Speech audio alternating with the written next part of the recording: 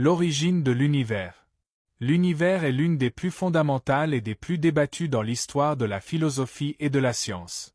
Il existe différentes théories et hypothèses qui tentent d'expliquer comment l'univers a été créé, et chaque théorie avec son point de vue.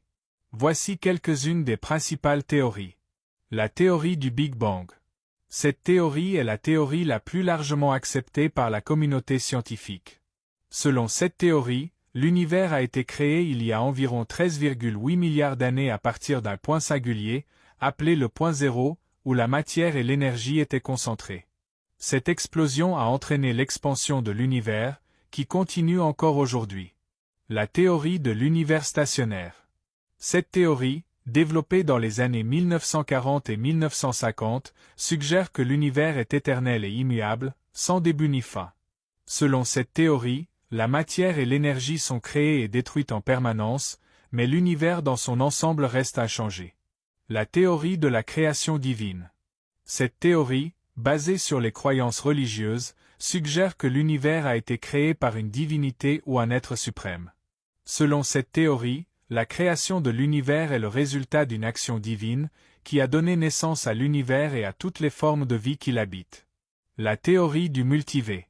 Cette théorie, développée dans le cadre de la physique théorique, suggère que notre univers n'est qu'un des nombreux univers qui existent en parallèle. Selon cette théorie, la création de notre univers est le résultat d'une collision ou d'une interaction entre notre univers et un autre univers. Il est important de noter que ces théories ne sont pas mutuellement exclusives, et qu'il est possible que la vérité soit une combinaison de plusieurs de ces théories.